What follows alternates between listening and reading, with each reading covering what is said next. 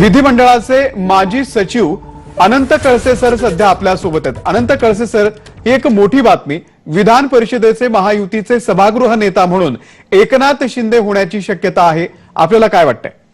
अरे याच्यामध्ये प्रथा परंपरा, संसदीय प्रथा परंपरा अशा आहेत की माननीय मुख्यमंत्री हे दोन्ही सभागृहाचे नेते असतात। पण कामकाजाच्या दृष्टीने नॉर्मली माननीय मुख्यमंत्री हे विधानसभेचं बेसिकली काम बघतात, पण आणि उपमुख्यमंत्री जे असतील ते परिषदेचे सभागृह नेते असतात। आता याच्यामध्ये आपण जे विचारलंय शिंदे साहेब परिषदेचे नेते, आता कसं आहे याच्यामध्ये नियम असा आहे की मंत्री महोदय हे कोणत्याही सभागृहात भाषण करू शकतात, त्याच्यामुळे त्यांना काही बंधनं नाही आहे। आता शिंदे साहेब समजा झाले तर ते विधान परिषद सभागृहात जाऊ शकतील, भाषण करू शकतील, कामकाजात भाग घेऊ शकतील, फक्त त्यांना मतदानात भाग घेता येणार नाही एवढाच त्यांच्यावर बंधन आहे।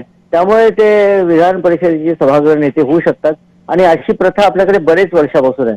मुख्यमंत्री आणि उपमुख्यमंत्री जेव्हापासून होतात झाले त्यावेळेस नॉर्मली उपमुख्यमंत्री हे विधान परिषदेचं कामकाज बघतात आणि त्यांना नेतेपद दिलं जातं। या आधीची काही उदाहरणं तुम्हाला देता येईल सर? मला एक आठवतं की मनोहर जोशी साहेब विधानसभेचे नेते होते, तसेच आणि मुंडे साहेब उपमुख्यमंत्री त्या काळात पहिल्यांदा झाले, तर ते विधान परिषदेचं कामकाज बघायचे विधान परिषद नेते म्हणून। मला वाटतं चंद्रकांत दादा सुद्धा विधान परिषदेचे नेतेपद त्यांच्याकडे होतं। असे उदाहरणं आहेत आपल्या विधान सभेमध्ये, तसं याच्यामध्ये काही असं वावगं काही नाही आहे, हे मी एवढं सांगू। सर आता सध्या दोन उपमुख्यमंत्री आपल्याकडे, एक एकनाथ शिंदे आणि दुसरे अजित पवार।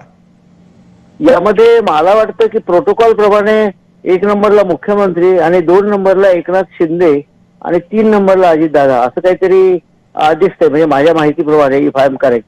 त्यामुळे 2 नंबरचं जे शिंदे साहेब असल्यामुळे त्यांना विधान परिषदेचे नेतेपद दिलं तर संसदीय प्रथा परंपरा या दृष्टीने काही वावगं होणार। सर अगदी थोडक्यामध्ये तुम्ही 2 आणि 3 नंबर असं सांगितलं, हे नंबर कसे ठरतात?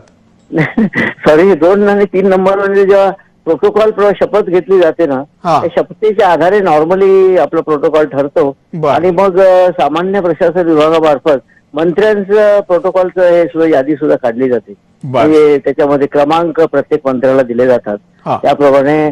त्यामुळे मी म्हटलं पण ते नियमाने निघेलच, त्या मंत्री महोदयाची प्रोटोकॉल प्रमाणे यादी निघेलच, त्याप्रमाणे मग त्यांची सिटिंग अरेंजमेंट वगैरे विधानसभेत वगैरे केली जाते।